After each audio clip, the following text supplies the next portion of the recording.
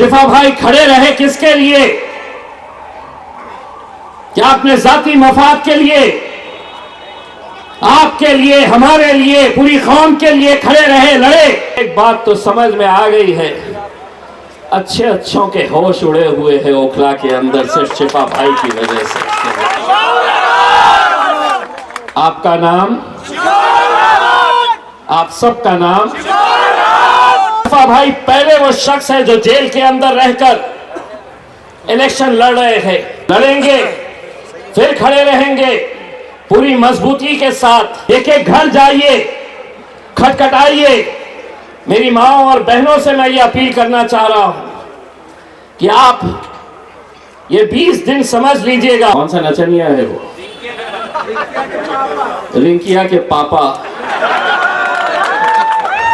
दिल्ली की हुकूमत हो या हिंदुस्तान की हुकूमत, दोनों को एक पैगाम देने के लिए आया हूं।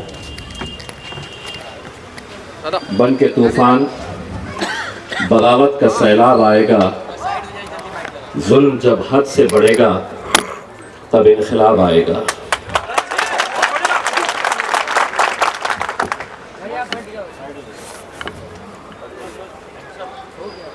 जुल्म के सारे हुनर हम पर ही आजमाए गए और हम ही को जालिम कहा गया। मैं जितनी देर यहाँ पर बैठा हुआ था, शिफा भाई के दोनों बच्चों को मैं देख रहा था। मेरे भी 2 बेटे हैं और मैं तसव्वुर कर रहा था कि शिफा भाई की जगह पे शायद मैं भी हो सकता था। आज शिफा भाई हमारे इस महफिल में नहीं है।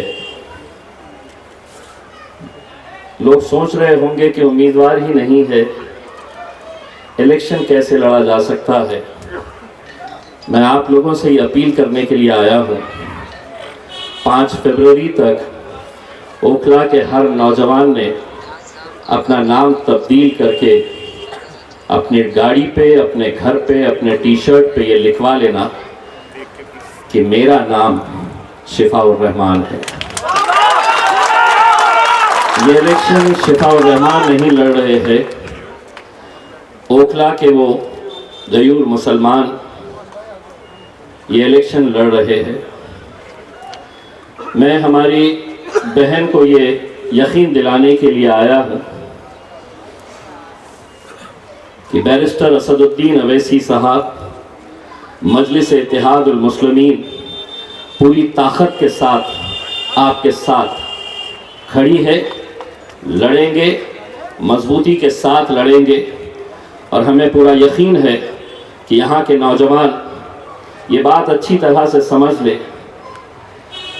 कि आज शिफाउर रहमान के ऊपर जो गुजर रही है, अगर हम खामोश रहे तो शायद जब हमारी बारी आएगी तब कोई हमारे लिए खड़ा नहीं रहेगा।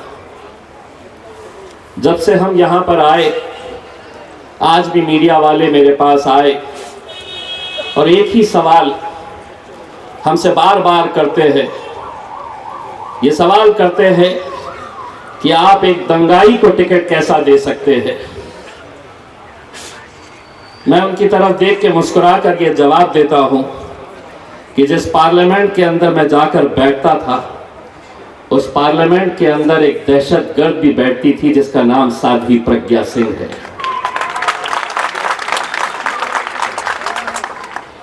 मैं उन्हें ये सवाल करना चाहता हूं कि क्या शिफाउर रहमान साहब को अदालत ने दोषी करार दिया है? नहीं दिया है। आरोपी है। आरोप किसी पर भी लगाए जा सकते हैं। अदालतें बनती क्यों है? अदालतों के अंदर सुनवाई होती क्यों है? ये तय करने के लिए कि फलां शख्स दोषी है या नहीं है। सिर्फ आरोप की बुनियाद के ऊपर अभी गाड़ी में आते वक्त हमारे सदर शोएब जमाई साहब मुझे एक वीडियो दिखा रहे थे भारतीय जनता पार्टी के, कौन सा नचनिया है वो? रिंकिया के पापा, रिंकिया के पापा इंटरव्यू में कह रहे थे कि असदुद्दीन अवैसी बड़ा खतरनाक है, उसके झांसे में नहीं आना चाहिए। दोस्तों, आज जब मैं दिल्ली आता हूं तो मेरे सामने एक सवाल है कि क्या भारतीय जनता पार्टी, क्या आम आदमी पार्टी, सबके निशाने के ऊपर अगर कोई है तो आप हैं, हम हैं। लेकिन हम अब भी, हमें सेक्युलरिज्म का चोला ओढ़ना है, किसी को 2100 रुपए की लालच के अंदर जाकर लाइन में खड़े रहना है। मैं तो ये कहना चाहता हूं, अगर आज चाहे वो ताहिर हुसैन हो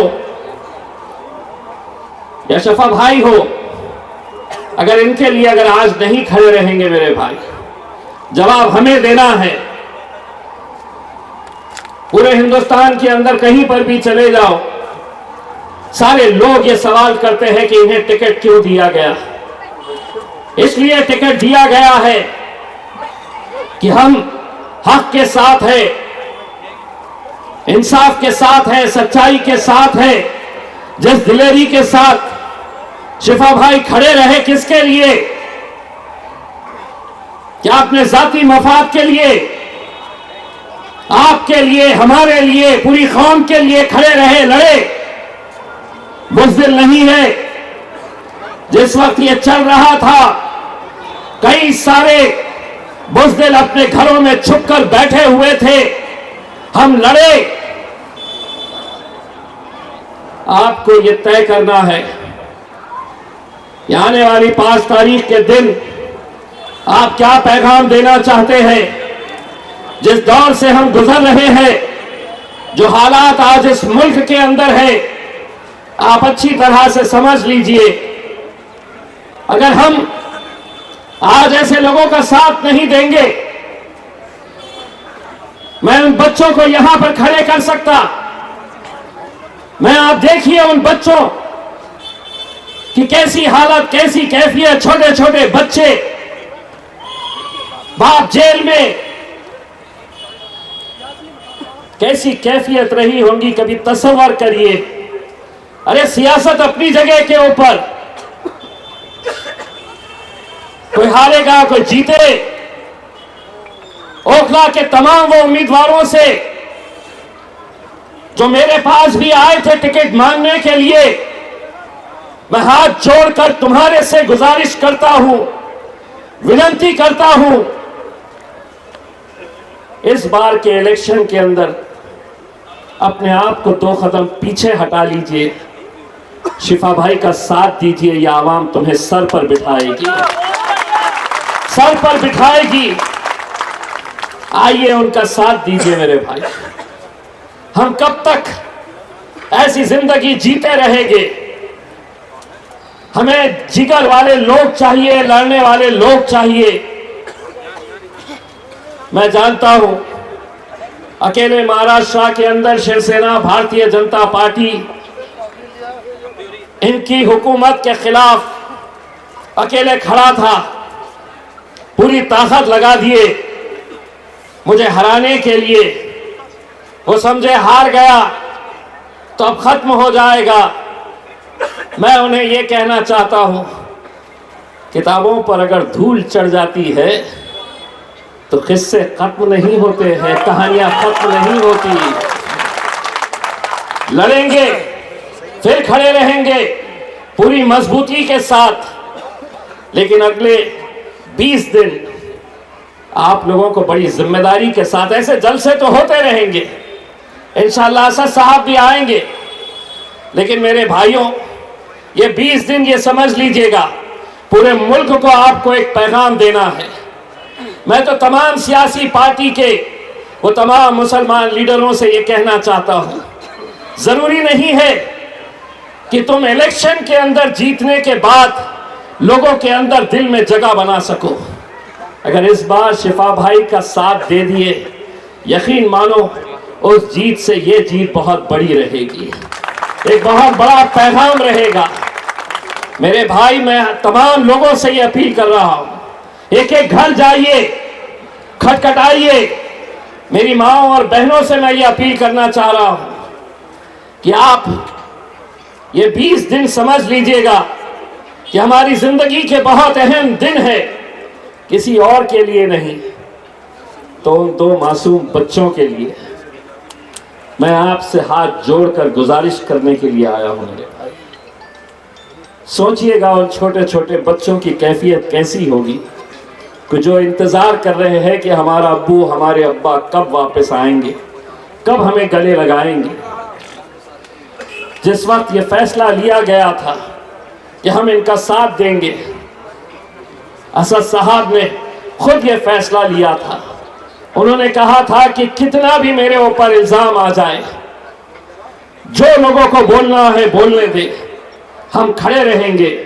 और आज उनके पूरे परिवार, उनके पूरे घर वाले, उनके जितने रिश्तेदार हैं, उनको हम खुले तौर से कहना चाह रहे हैं, ओखला की आवाम से, नौजवानों से ये अपील करना चाह रहे हैं कि आप लोग इस बात का अंदेशा नहीं लगा सकते हैं कि आने वाला वक्त कैसा रहने वाला है।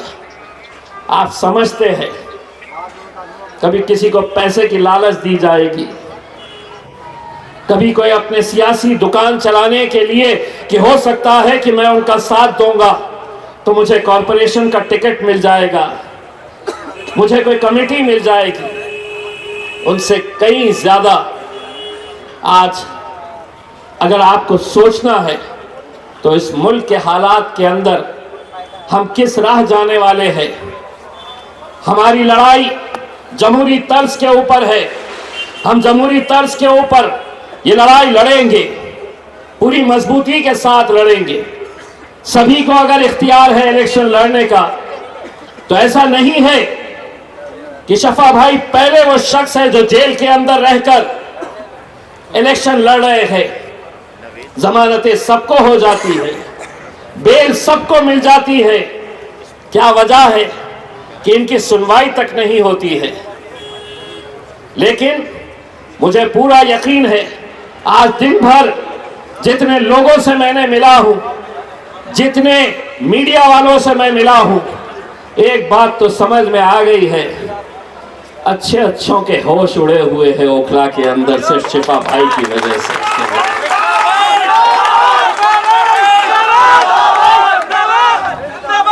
और अभी तो ये सिर्फ एक आहट देने के लिए हम आए हैं। कुछ दिनों के बाद शेर हिंदुस्तान बैरिस्टर असदुद्दीन अवैसी भी इस सरजमीन के ऊपर आएंगे शिफा भाई को ताकत देने के लिए। मेरे आने का मकसद, और मुझे तो पता नहीं था कि मेरे पीछे पीछे आते ही तूफान भी चला आएगा, ये एक आहट है। मैं यहाँ पर आने का मकसद सिर्फ यही है कि अभी तक हमने सिर्फ ऐलान किए थे, और उम्मीदवार का ऐलान करना और उन्हें एबी फॉर्म देना। एबी फॉर्म का मतलब ये है कि आज वो मजलिस इत्तेहादुल मुस्लिमीन के अधिकृत ऑफिशियल कैंडिडेट, तो मैंने वो एबी फॉर्म लेकर आया हूँ और मैं अपने हाथों से हमारी बहन को ये एबी फॉर्म देता हूँ। और आप लोगों से एक वादा चाहता हूँ, मैं 5 फरवरी तक, मुझे यहाँ पर कोई अलग अलग नाम का शख्स नज़र नहीं आना चाहिए। किसी ने अपने तौर के ऊपर 500 स्टिकर छपवाइए, कोई 2000 टी शर्ट छपवाइए और उसके ऊपर सिर्फ यही लिखिए, मैं हूं आपका नाम, आप सबका नाम हर घर में, हर टी शर्ट पे। इंशाल्लाह अगली बार जब आएंगे तो कोई और शर्ट नहीं, वो टी शर्ट पहन के आइएगा जिसके ऊपर लिखा होगा मैं इलेक्शन लड़ रहा हूँ और मेरा नाम है शिफा रहमान। बहुत बहुत शुक्रिया। मिल्क टाइम्स को जारी रखने और मजबूत बनाने के लिए हमारी आर्थिक सहायता कीजिए। ये एक आजाद मीडिया हाउस और कमजोरों की आवाज है। आप हमें देखें, सुने, पढ़ें और हर महीना ज्यादा नहीं, सिर्फ 100 रुपए से मदद करें। डिटेल्स डिस्क्रिप्शन में मौजूद है।